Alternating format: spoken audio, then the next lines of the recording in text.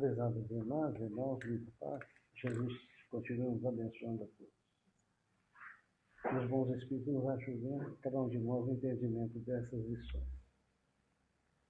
Nesse livro, Palavras de Vida Eterna, então, Emmanuel, nesse capítulo, Nossa Cruz, ele coloca aqui uma passagem do Evangelho, onde Jesus nos diz que se alguém quiser vir após a mim, ninguém negue-se a si mesmo e tome a sua cruz e siga-me.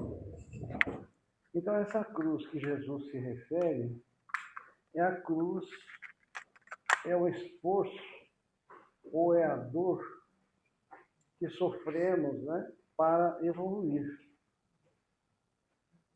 Então, Emmanuel coloca o seguinte: ninguém se queixe inutilmente. A dor é processo. A perfeição é fim. Nós vamos repetir sobre isso, né? A dor é processo. Acho que todos nós temos alguma experiência nesse sentido, de que muitas coisas que nós não acreditávamos ou pensávamos de uma maneira, mas a dor fez com que a gente mudasse de entendimento. A dor nos levou por um outro caminho, ou nos restringiu dentro de um caminho. Então ele diz que a dor é processo e a perfeição é o fim. Sim, é o destino de todos nós, né?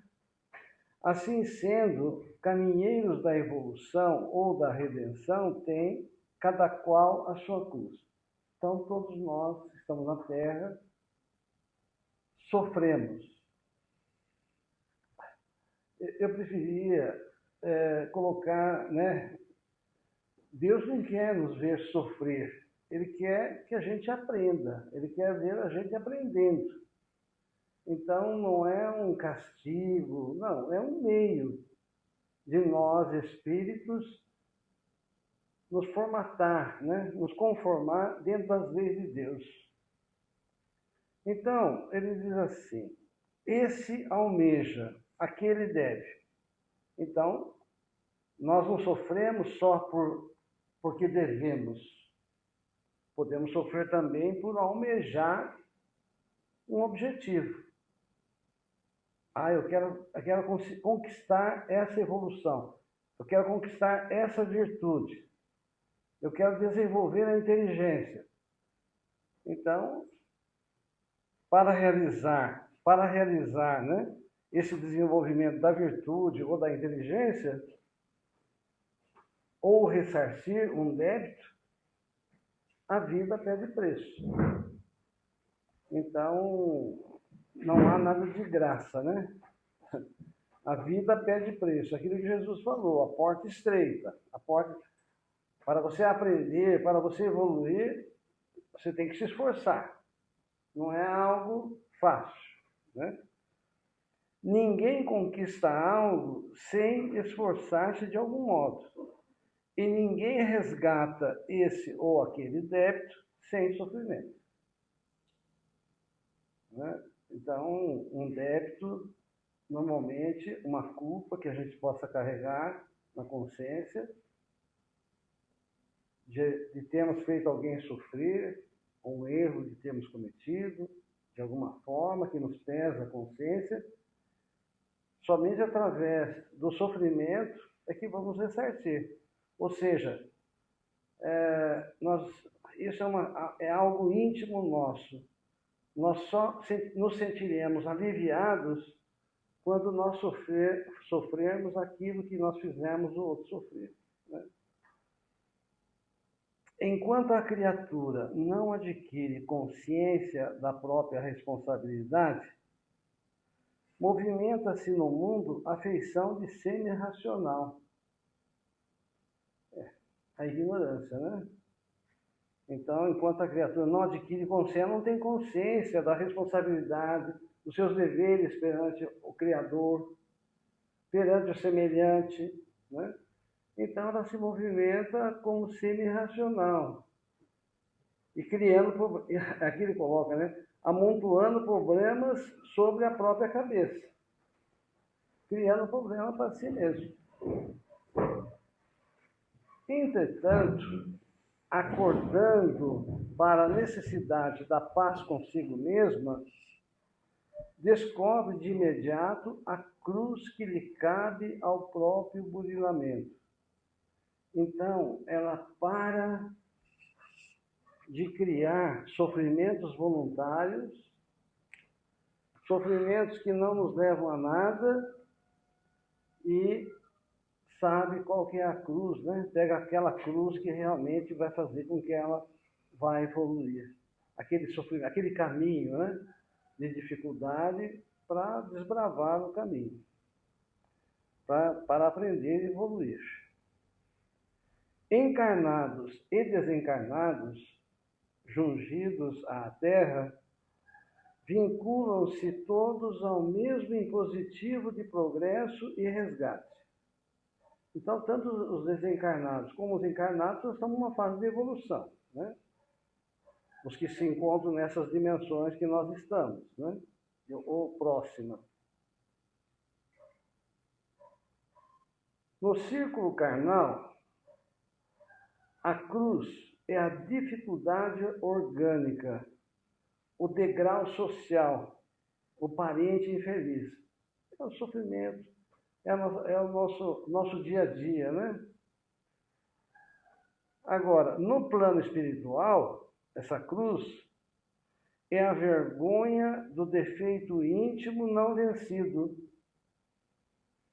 a expiação da culpa, o débito não pago. Isso aqui nos perturba lá. Essa é a nossa cruz da outro lado. Tenhamos, pois, a coragem precisa de seguir o Senhor em nosso anseio de ressurreição e vitória. Para isso, porém, não nos esqueçamos de que será preciso olvidar o egoísmo equistante e tomar nossa cruz. Ou seja, fazer a nossa reforma íntima, né? Então nós vimos aqui essa tal cruz, né, que Jesus se refere, e Emmanuel comentou, que é sofrer utilmente. Utilmente. Então você é que nem um trabalhador, né? Ele trabalhou, mas vai ganhar um salário, né? Cansou, mas vai ganhar um salário. E tem aquele que cansa fazendo alguma outra coisa que não ganha nada, né? Então, no caso que o Evangelho vem trazer para nós, são os sofrimentos voluntários. São sofrimentos que nós criamos para nós, desnecessariamente, mas que nós gostamos. Olha que coisa. Nós gostamos de sofrer por isso que nós criamos, são voluntários, né? Nós gostamos. Tem pessoas que gostam de sentir inveja, ou de ser ciumenta, ou de ser apegada às coisas. Gostam. E se não gostasse, não evitaria, né, de sofrer, né? Não gosta? Parece incrível, né? Mas gosta. Ou não gosta? Essa é uma opinião minha. Eu acho que gosta, porque a gente jamais faz uma coisa se não gosta, né? Ela sente algum prazer naquilo, né? Pode até não gostar, mas ela sente um prazer naquilo, então ela sente aquela emoção da inveja. E sofre com aquilo. Ou dos ciúmes, né? Então, esses sofrimentos, né? Fenelon coloca aqui que o homem está incessantemente à procura da felicidade que lhe escapa a todo instante, porque a felicidade sem mescla não existe na Terra. Entretanto, apesar das vicissitudes que formam o inevitável cortejo desta vida, que é a nossa cruz, né?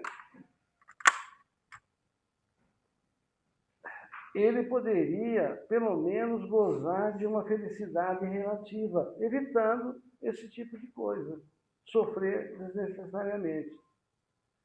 Mas ele a procura nas coisas perecíveis, sujeitas às mesmas vicissitudes, ou seja, nos gozos materiais, né? Em vez de buscá-la nos gozos da alma, que constitui uma antecipação das imperecíveis alegrias celestes,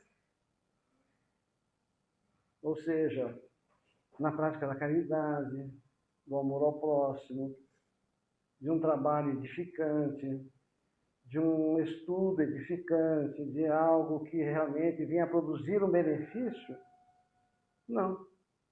Ele procura em algo que foge às suas mãos, né? A riqueza, a felicidade que muitas vezes nos ilude aqui na Terra, né? Tem tanta coisa, né, que nos dá uma certa ilusão e que a gente gosta e que a gente quer.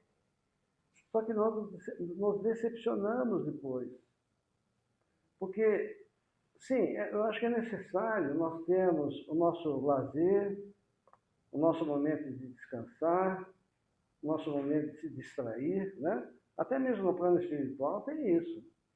Na cidade do nosso lar, tem o chamado Campo da Música, né? Diz que é uma área enorme. Tem lá, o pessoal vai lá para se divertir, tem o repouso. Mas nós não podemos confundir que o objetivo seja esse. O objetivo da vida seja esse. O objetivo da vida é nós nos desenvolvermos espiritualmente, desenvolvendo as virtudes e a inteligência, né?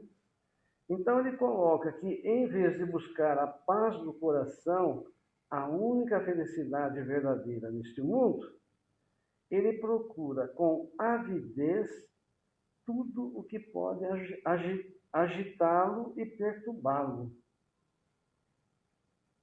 Tem coisas que nos perturbam, né? Imagens que nos perturbam. Muitas vezes, determinados filmes, ou mesmo noticiário, né? Por exemplo, tem gente que gosta de ficar ouvindo sobre crime.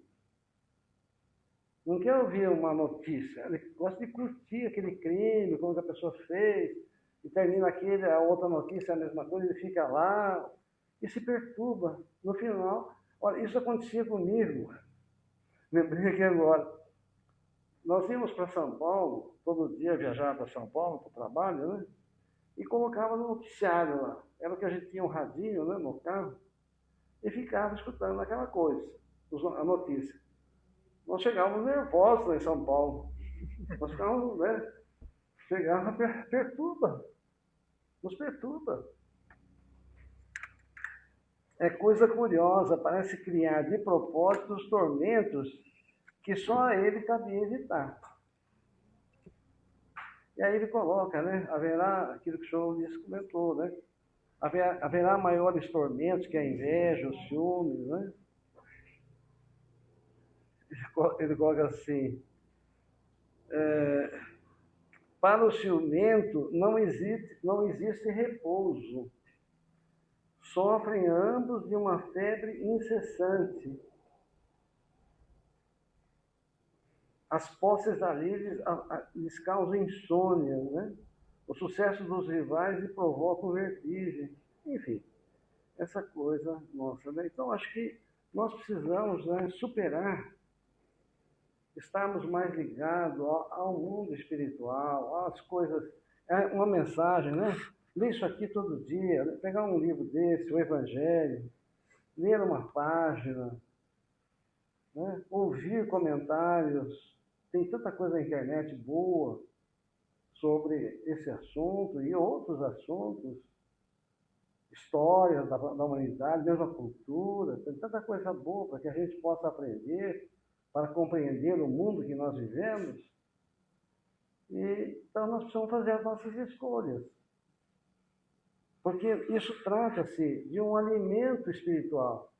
Assim como nós podemos nos alimentar com um alimento que está estragado e nos fazer mal fisicamente, o alimento espiritual, se nós não soubermos selecionar, né, e vamos consumindo qualquer coisa, nós nos perturbamos, nós nos adoecemos, nós criamos dentro de nós um fantasma, né? Depois a gente não dorme direito, como é que é? Tem aquelas perturbações à noite, né? Pesadelo, né? Tem pesadelo, bicho correndo atrás da gente. Então nós precisamos realmente orar, estar mais ligado às coisas espirituais do que às coisas materiais. Bem, agradecemos a Jesus por essas lições, né, maravilhosas.